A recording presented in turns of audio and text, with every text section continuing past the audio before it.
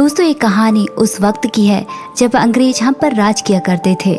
वो लोग भारत में आए ताकि वो मसालों का व्यापार कर सकें, लेकिन उन लोगों की रणनीति कुछ और ही थी। उन लोगों ने अपनी प्लानिंग से यहाँ के राजाओं को आपस में लड़वा दिया और पूरे भारत में अपनी सत्ता कायम कर ली। इसके बाद वो लोग जो भी उनके खिलाफ जाता था उन पर अत्याचार करना शुरू कर दिया, लेकिन जो उनकी गुलामी को चुप रहकर कबूल करते थे वो उन्हें कुछ नहीं कहते थे। इन्हीं में से एक पोस्टमैन था जो अंग्रेजों पर आंख बंद करके भरोसा करता था, और उसके इस भरोसे का उसे क्या सिला मिला, आइए इस कहानी में जानते हैं। कहानी की शुरुआत में हम काली वेंकट नाम के एक आदमी को देखते हैं जो एक पोस्टमैन है। रात को पोस्ट ऑफिस पर काली के पास एक औरत आती है और वो अपने खाते में जमा पैसों को मांगने लग जाती है।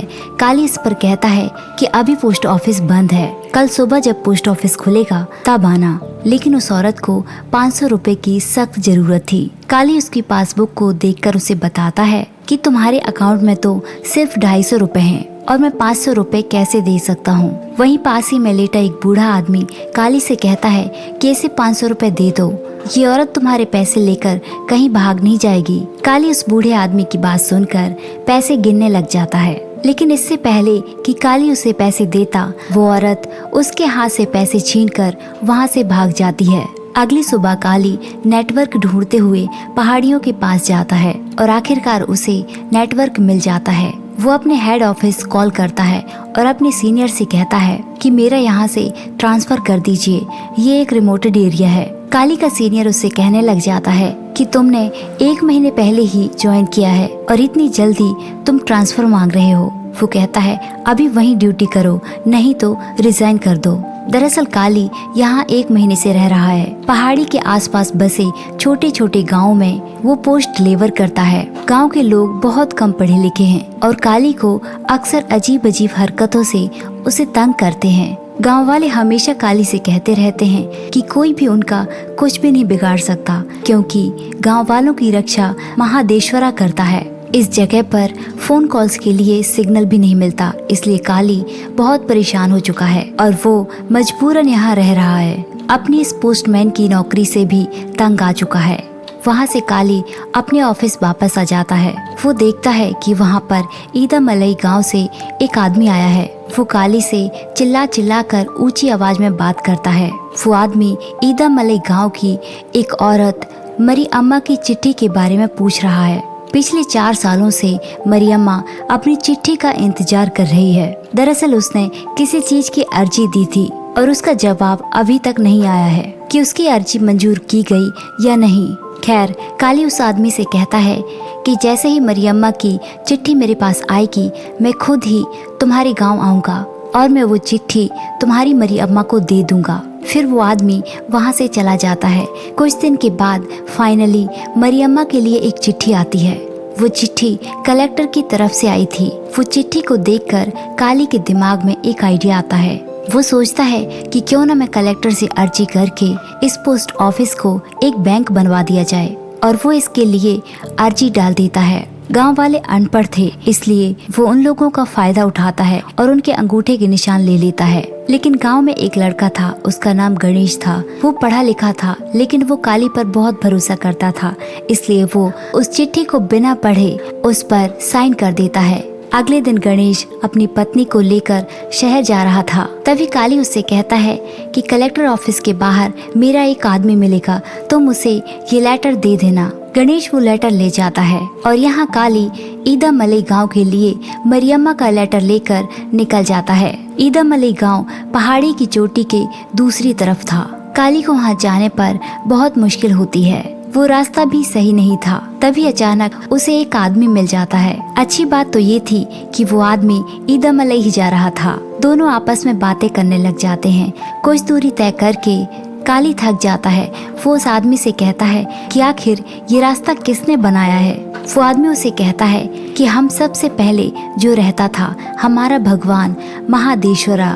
दरअसल वो लोग एक इंसान को भगवान मानते थे। और फिर वो आदमी महादेश्वरा की 150 साल पहले बीती एक कहानी बताता है कि आखिर उस वक्त क्या हुआ था, क्यों इस गांव के लोग महादेश्वरा को भगवान मानते हैं, क्यों गांव के लोग बार बार यही कहते रहते हैं और हमारा कभी कोई कुछ नहीं बिगाड़ सकता। 150 साल पहले जब भारत देश में ईस्ट इंडिया कंपनी का राज था, तब महादेश्वरा ईस्ट इंडिया कंपनी में पोस्टमैन की नौकरी करता था। अंग्रेजों ने ही इस देश में आकर ट्रेन ट्रैक बनाया और जब से अंग्रेज भारत में आए तो लूटमार की समस्या कम हो गई थी। इस तरह और भी कुछ कारण थे जिससे महादेश्वरा अंग्रेजों का सपोर्ट किया करता था और वो उन्हें अच्छा मानता था। एक दिन महादेश्वरा पोस्ट डिलीवर करके अपने घर लौट रहा था, तभी वो देखता है कि जंगल में एक लड़की को किसी सांप ने काट लिया है। महादेश्वरा जल्दी से उस लड़की के पास जाता है और मंत्र पढ़कर उसके हाथ पर दवा लगा देता है। महादेश्वर जब अचानक उस लड़की के चेहरे की तरफ देखता है तो उसे पता चलता है कि ये वही लड़की है जिससे उसकी शादी होने वाली है। उस लड़की का नाम दुर्गा था। जब वो घर जाता है तो वो देखता है कि दुर्गा का भाई उसके घर पर पहुंच चुका था। वो यहाँ शादी के बारे में बात करने आया था। इस तरह कुछ दिन के बाद दुर्गा और महादेश्वर की शादी हो जाती है। यहाँ जेम्स को अंग्रेजों की तरफ से एक चिट्ठी मिलती है। दरअसल यहाँ पर 2 इंजीनियर ईदमलई के इलाके में रिसर्च करने के लिए आए थे और रिसर्च के दौरान उन दोनों आदमियों को इस इलाके में कुछ खास बात पता चल गई थी। कुछ दिनों से उन रिसर्चर्स का अंग्रेजों के साथ कांटेक्ट भी नहीं हो पा रहा था। उन दोनों का कोई पता नहीं चल रहा था। वो दोनों गायब से हो गए थे। फिर जेम्स का एक आदमी ईदमलई गांव के एक आदमी को पकड़कर लेकर आता है और वो उस आदमी को मारते हुए उससे पूछने लग जाता है कि वो दोनों रिसर्चर्स कहाँ पर हैं। उस आदमी को बस इतना ही पता था कि लास्ट बार उसने उन्हें ईदमलई गांव में देखा था। इसके बाद उनका क्या हुआ उसे नहीं पता। फिर गांव के 2 और आदमियों को जेम्स के पास लाया जाता है।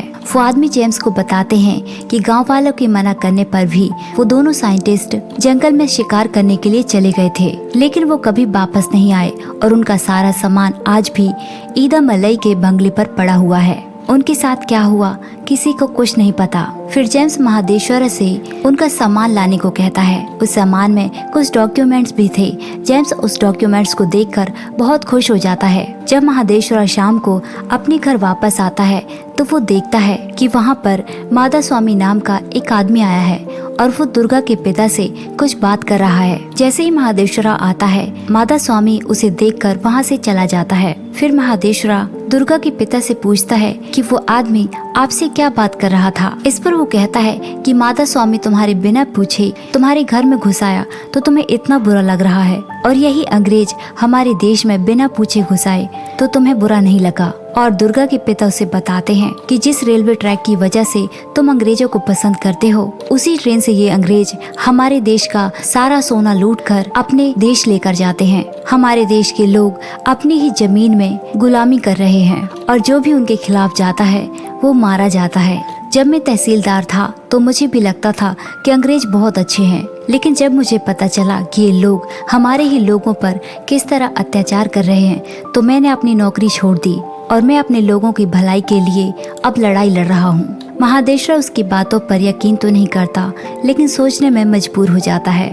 अगले दिन हमें दिखाया जाता है कि जेम्स का एक आदमी जिसका नाम कंगाली है, वो गांव के एक आदमी को बुरी तरह मार रहा है। दरअसल उसके पिता ने एक अमीर साहूकार से कुछ पैसे लिए थे और चुकाने से पहले उसके पिता की मौत हो गई, लेकिन कंगानी उसके पिता का बदला उसके बेटे से ले रहा है और वो उसे जान से मारना चाहता था।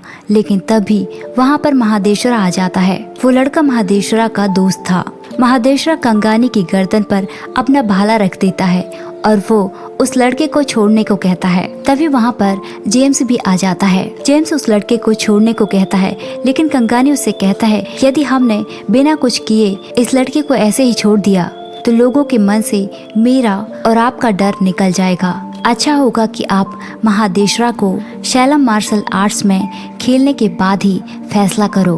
अब कंगानी की रणनीति कुछ हो रही थी, इसके लिए जेम्स मान जाता है। इसमें जेम्स के फेंके हुए एक पत्थर को लाठी से मारना था।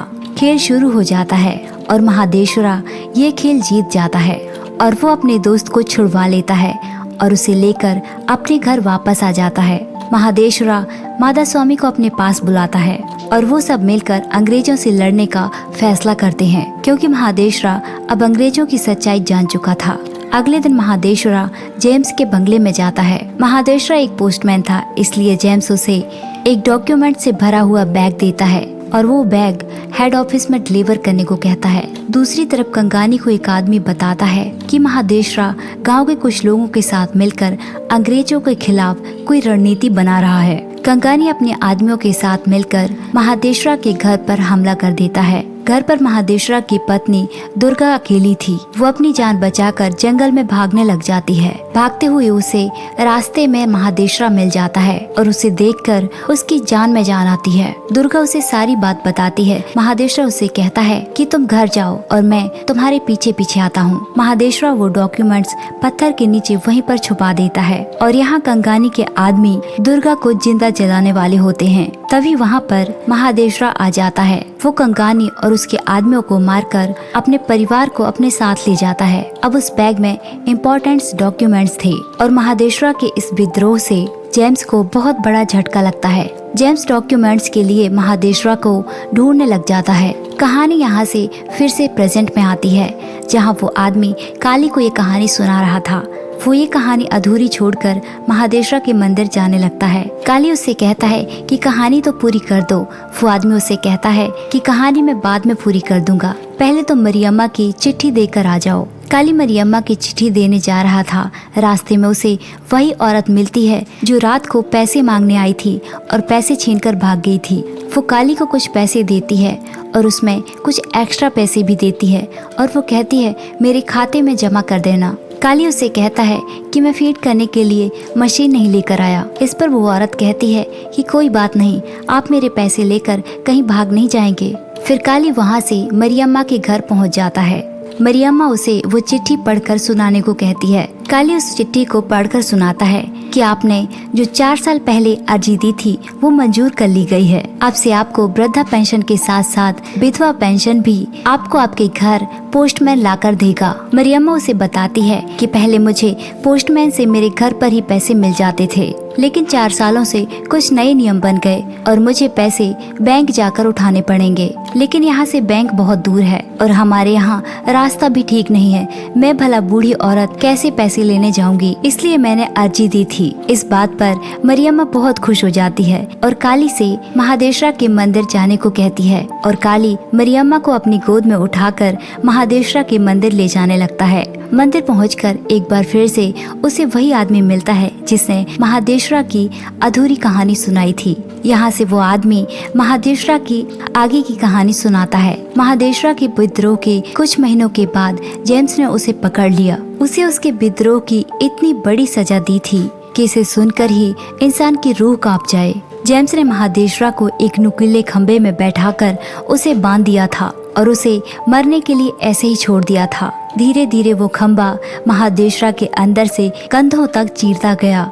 कई दिनों तक महादेश्वरा इस तरह ही चीखता चिल्लाता रहा, लेकिन उसने उन डॉक्यूमेंट्स के बारे में अंग्रेजों को कुछ नहीं बताया और इतने बड़े दर्द को बर्दाश्त करते हुए वो शहीद हो गया। उसके मरने के बाद अंग्रेजों ने उसका संस्कार भी नहीं करने दिया था।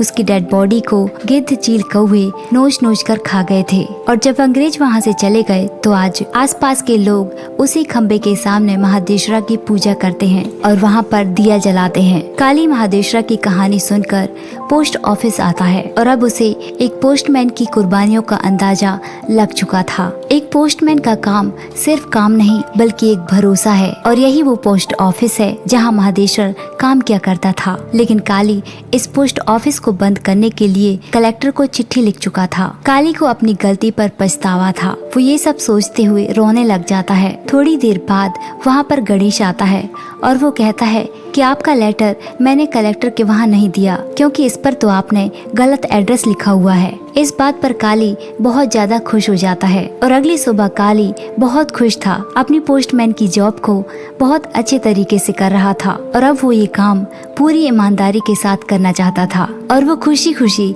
गांव में पोस्ट डिलीवर करने के लिए जाता है और ये कहानी यहीं पर खत्म हो जाती है। तो दोस्तों, ये थी हमारी आज की कहानी। हमारी कहानी आपको कैसी लगी कमेंट करके जरूर बताइए और ऐसी ही कहानियों के लिए हमारे चैनल को सब्सक्राइब कीजिए। Thanks for watching.